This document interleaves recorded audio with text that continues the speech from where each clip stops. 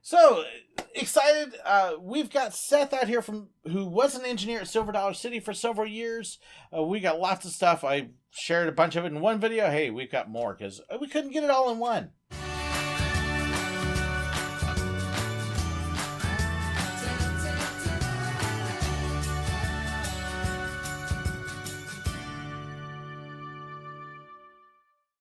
Of course, where I'm working now, I've actually got another former train robber working with me.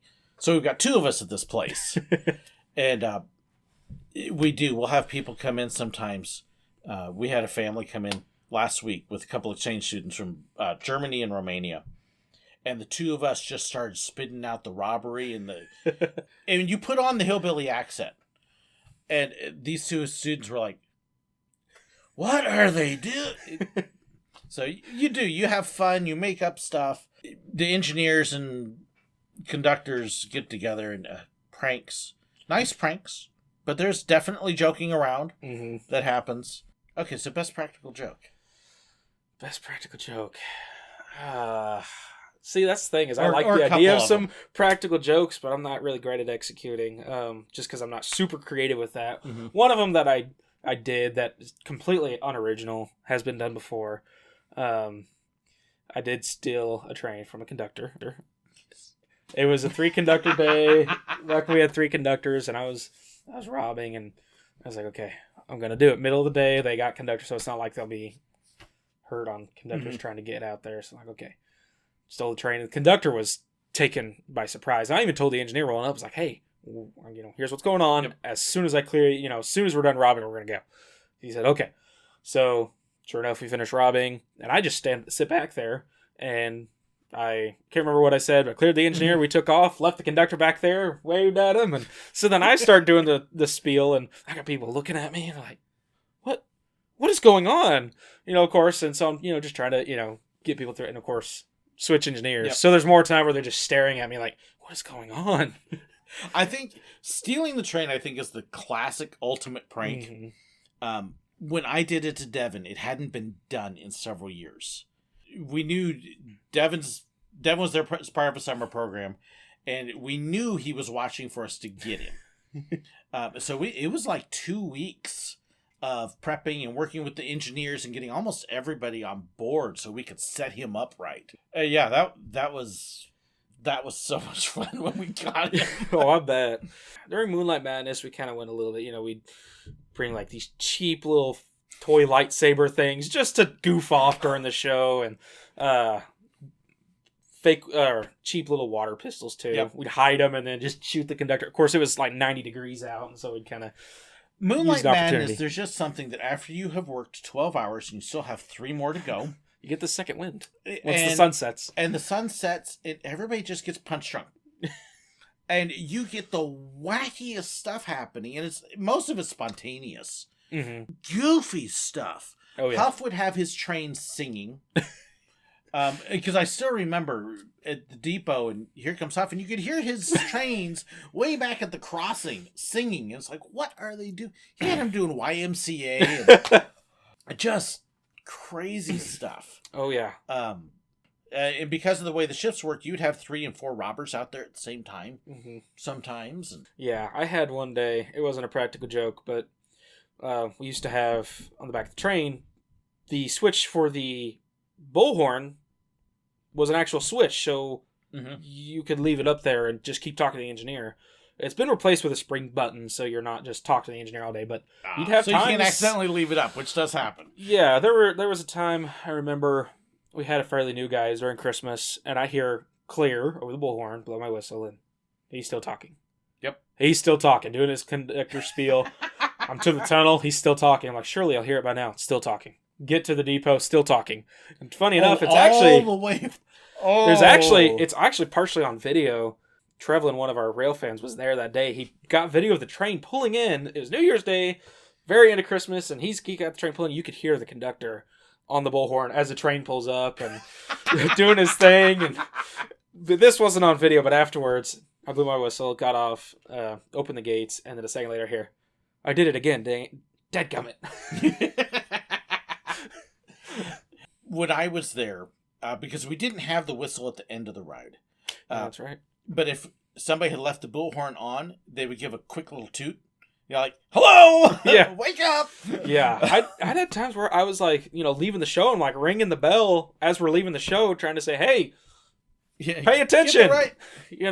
So sometimes they'd switch over, and sometimes there's time I was in the depot or in the tunnel, and I think you finally realize, and I hear, sorry, Seth. And then I didn't hear another thing on the bullhorn the rest of the trip. I'm happy they finally switched it, because it was just a little switch, and you could flip it up, and you forget to flip it down, or you thought you flipped it down, you missed. One thing too is like during the maintenance runs, especially if they leave the microphone on, leave the switch up, you could hear every little thing, which isn't so bad. But when you got earplugs in the engine's noisy, and you're trying to hear for any little thing, because you always have to be ready for whatever reason for a conductor to just say stop. So if they're talking and something may sound kind of, what are they saying? It kind of can distract you in a way.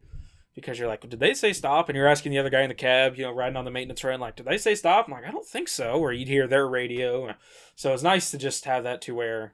Silver Dollar City uses radios that are on assigned FTC frequencies, which is why you have to be careful what you say on it. So, if you do have something like where you drop the shotgun, you can't say on the radio, I dropped the shotgun, because everybody in the park's going to hear it. Yeah. So then you got to learn how to talk in code. But I always thought, especially with the depot, the robbers, the dog upstairs, and especially on the ride, it'd be nice to be able to have that two-way communication, but it's an extra frequency that they can't use. This is what I would do when we're stopped. You give a ding of the bell for acknowledgement, and then we're moving just to make sure the conductor heard me, just a little pop of the whistle, just something just so the conductor could hear and understand, hey, I heard you, but not something that's obnoxious. And that's kind of what you do. Go around and, we're not doing a show because it's raining, or because, raining, and so pop the whistle. Which that reminds me of another story. When I was conducting, and it was me and I think Steve were conductors, and Chris Ray and Rick Horde were robbing, and it was a rainy morning. So we were able to run the train in the rain, but if it was raining heavy enough, they didn't do the show. The robbers would go, yep. Maybe. Unless it's raining really hard. Then they even do that. Be out of sight. And so I get on the back of the train. I have the shotgun. I go out there and get to where you first see the robbers. And they're one of them, they got their hat off and leaning. And they're saying, we're not doing a show. Okay, thumbs up. We're not doing a show. So I just roll on through. Then Steve is like, okay, well, it's still raining just as hard. I'm not going to take the gun because we won't need it, right? So he takes off. Comes back, didn't do the show. I was like, okay, well, I'm not going to take the gun because it's still raining about as hard. We get out there, and the rain kind of lightens up. I see the robbers out there. They got their hats and belts on, and they're standing out there. My heart dropped. I was like, no gun. No! So I get out there, and luckily Rick noticed pretty quick, and, at some point slid me his gun real quick and just made it really... nice. Tried to make it unobvious, and... So I did the whole, say bang, because those guns don't work. I set it on the ground and took off. So you get out there with no gun, but it was kind of, I didn't bring gun on purpose. I got out there the one time because the clip that held the gun on the back of the train broke. The gun falls off on the tracks somewhere, over by the saloon. Whew. So I'm legit. I'm freaking out because I know the gun is out there. Radio had gotten the guys, they're looking for it. They found it. But we get to the show. I don't know if they found the gun yet. So I'm doing a show with no gun and worried about where is the actual gun. Yeah. And, oh my gosh. And I had Joe, I think it was Rick. No, it was Josh. Joe's feeling for me, and Josh is like, I'm going to sink that dagger. Yeah. Some will take advantage and, really make you pay for it. The others will just be like, but Joe was Ralphie, and he's trying to slip me his gun, and Josh's like, what are you doing that for? Let him sink or swim. Like, jerk. That was the one time I remember just being terrified during a show. By the time I got up to the engine, the engineer, okay, they got your gun, you're good. I had, there's... I think we mentioned earlier, the pull cords. Mm-hmm. Yeah, it happened a lot. And there was a string of times where it was always when JR was the conductor and I was the engineer. Like, for a string of times, there was like 4 or 5 times in a row where that was the combination. Always a false pull cord. I only had 2 times there was a real emergency. Nothing major, just heat exhaustion. One was at the show. They came out to show, took care of it. The other was on our way back, so we stopped at the Roundhouse Crossing, but that was always where it was, where I'd have to stop at the Roundhouse Crossing, and I had another time leaving the depot, too, and we just kind of stopped there. So yeah, it did happen quite a bit. Most of the time, though, it was one Christmas. It was several times sitting at the depot, and here we go again. We gotta go through it. And like, y'all luckily, are not being funny when you do that. Yeah, so we'd have to do that and get that cleared up so we could take off. Let them know, no emergency, we're good to go. I've been trying to remember. I think I remember one time that was actual serious, and it was at the show. I think it was heat exhaustion, and it was somebody that, in talking with them, it's like, all right, let's get back to the depot and we'll deal with it there. It's easier than back here.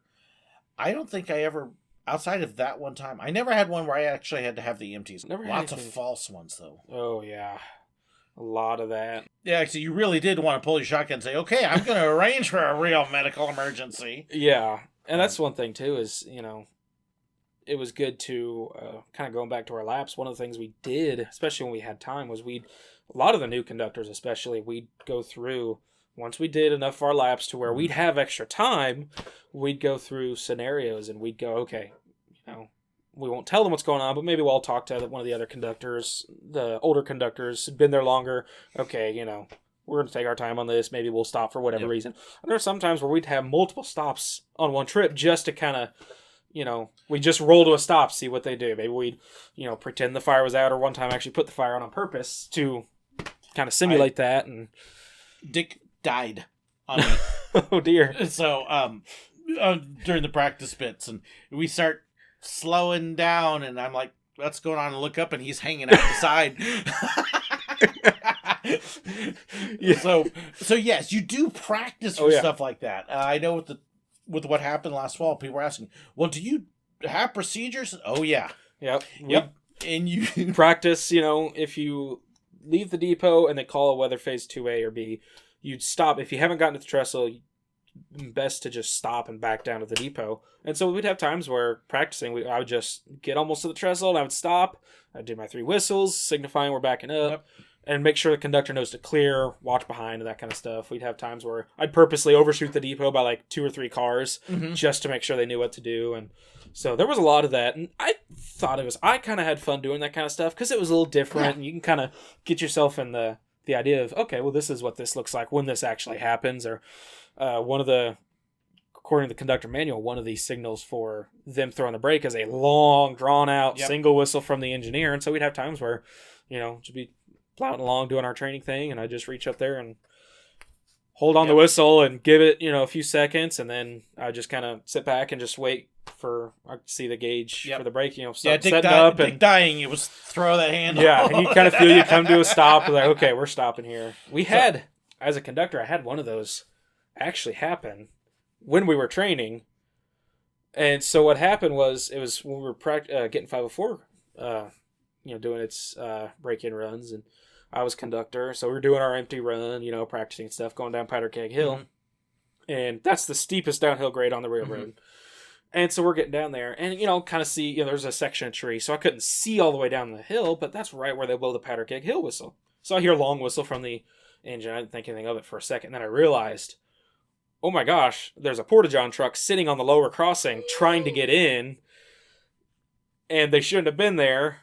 And so that's the only time I ever had to throw the brake. And we stopped plenty, far enough away from that truck. But it was one of those things. The park was closed, and somebody, that's a real crappy situation. Yeah. Okay. All right, we'll leave the puns there. No promises. I never actually had to throw it for real. But yes, we did. And even during the year, if you get an off day and, hey, we got to do some maintenance runs on the train that day.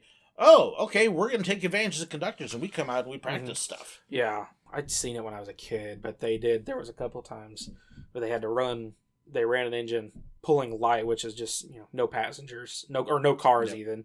And so they did kind of 2 trains with an engine with loaded cars, and then you'd have just a single engine just doing its laps, just trying to make it, because it was in 7-day operation. And so, I saw that like once, but it was one of those things like, it'd be kind of interesting to do that. I don't think I've ever made it around the entire railroad without cars, because I was always going to the shop or from the shop to the depot or something. But I was like, it'd be interesting to try that, just to see. It's a different experience, because you can reach for that air brake lever all you want, it ain't doing you a darn thing. Yep.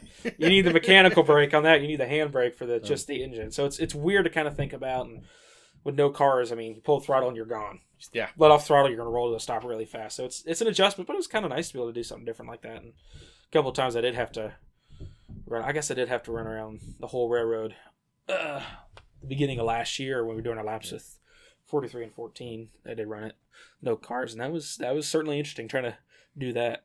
Anything you want to say? Okay, so you want to work on the train. I get people all the time. How do we get the job on the train to Silver Dollar City? Work hard. Yeah. Learn your stuff with steam engines. Not just train, but any sort of steam engine will help. Yeah. It's some sort of relevant trade or experience. It could be railroad in general. Now, General Railroad is not, because Silver Dollar City, our railroad, that railroad is a private railroad. It's not under FRA jurisdiction, so all that knowledge won't necessarily be applied on the on our train. About the dog. You're okay. Won't necessarily be applied on the SDC train, but we've follow different versions of that and stuff. So FRA knowledge, you can take it or leave it. Just railroad knowledge, steam knowledge, or even if it's not just steam related. A couple of our guys, they started because they were either a machinist or, if you're a blacksmith, welding. If you do welding, electrical work, we do some of that. Plumbing.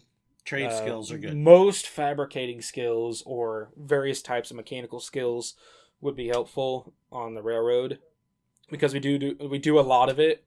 I mean, I'm sure there are things that I'm not even thinking of that would be helpful, but a lot of that stuff could really help because, aside from running the train and keeping up with it, there's also different things of, okay, well, we're, rebuilding a truck for one of the coaches. And so, help with knowing how to weld or, anything like that. A lot of that kind of stuff helps the most. And be willing to start small. Yeah. Perhaps a completely different department and gradually work in. Yeah, it's possible. And even if you do start right on the train, there are times where you may just have to be just doing busy work until you kind of get into where you're, okay, now I'm doing this and, learning different things about it and stuff. So, cool. Well, thank you so much, Seth. I appreciate it. Yeah, you bet. Glad to be here. It has been fun. It's going to be fun editing this thing down. But So if you want to know, like I said, Seth was out in Silver Dollar City for, what, 4 years? I worked from 2016 to the end of November last year, 2022. Okay, so 6. So 6 years, yeah. So, yep. Like I said, I've known him for a while, but I'm very grateful. Thank you for coming on. Lots of fun stuff. So yeah, a lot of fun.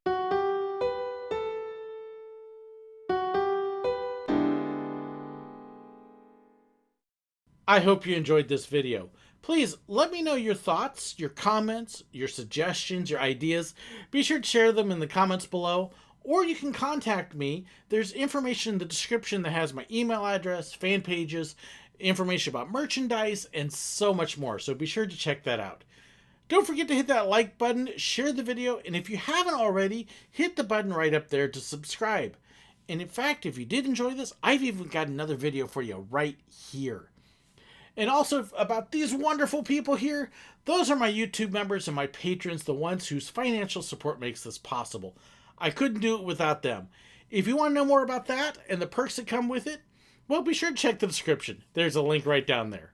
Thank you so incredibly much. God bless.